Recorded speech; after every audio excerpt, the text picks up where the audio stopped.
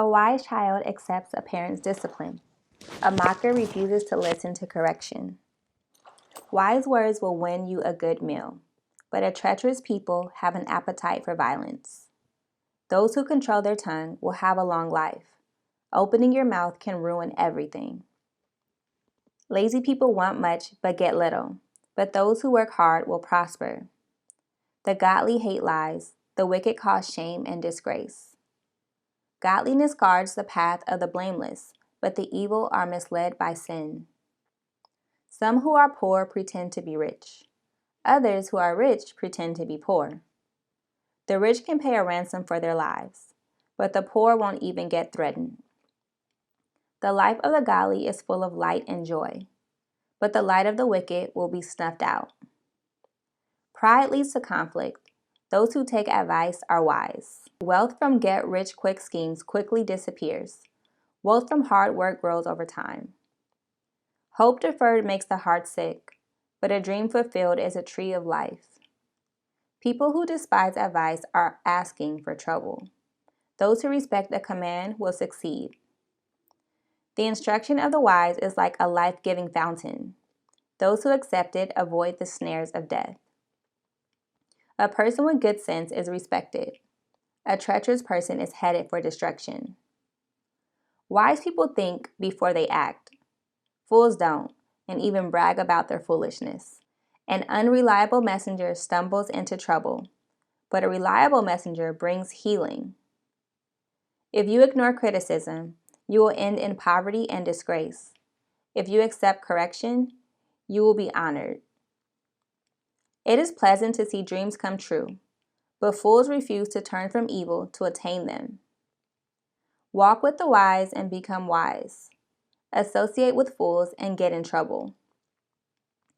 Trouble chases sinners, while blessings reward the righteous. Good people leave an inheritance to their grandchildren, but the sinner's wealth passes to the godly. A poor person's farm may produce much food, but injustice sweeps it all away. Those who spare the rod of discipline hate their children.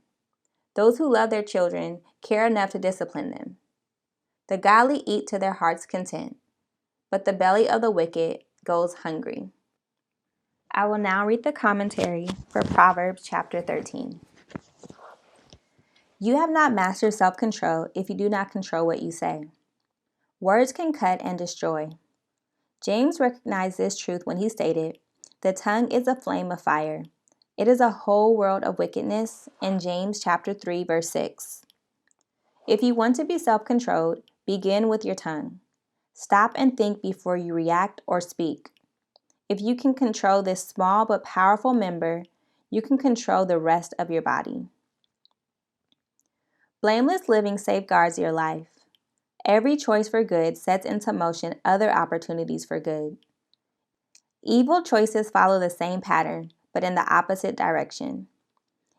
Each decision you make to obey God's word will bring a greater sense of order to your life, while each decision to disobey will bring confusion and destruction. The right choices you make reflect your integrity. Obedience brings the greatest safeguard and security. "I was wrong" or "I need advice" are difficult phrases to utter because they require humility. Pride is an ingredient in every quarrel. It stirs up conflict and divides people. Humility, by contrast, heals. Guard against pride. If you find yourself constantly arguing, examine your life for pride. Be open to the advice of others. Ask for help when you need it, and be willing to admit your mistakes. God created us, knows us, and loves us. It only makes sense then to listen to His instructions and do what He says. The Bible is His unfailing word to us. It is like an owner's manual for a car. If you obey God's instructions, you will run right and find His kind of power to live. If you ignore them, you will have breakdowns, accidents, and failures. In Solomon's day, a king had to rely on messengers for information about his country. These messengers had to be trustworthy. Inaccurate information could lead to bloodshed. Reliable communication is still vital. If the message received is different from the message sent, marriages, businesses, and diplomatic relations can all break down. It is important to choose your words well and to avoid reacting until you clearly understand what the other person means. Whether a dream come true is good or bad depends on the nature of the dream or desire. It is pleasant to achieve worthwhile goals, but not all goals are worth pursuing. When you set your heart on something, you may lose your ability to assess it objectively. With your desire blinding your judgment, you may proceed with an unwise relationship, a wasteful purchase, or a poorly conceived plan. Faithfulness is a virtue, but stubbornness is not. The old saying, "a rotten apple spoils the barrel," is often applied to friendships, and with good reason. Our friends and associates affect us, sometimes profoundly. Be careful whom you choose as your closest friends. Spend time with people you want to be like because you and your friends will surely grow to resemble each other. When most people need advice, they go to their friends first because friends accept them and usually agree with them. That is why they may not be able to help them with difficult problems. Our friends are so much like us that they may not have any answers we haven't already heard.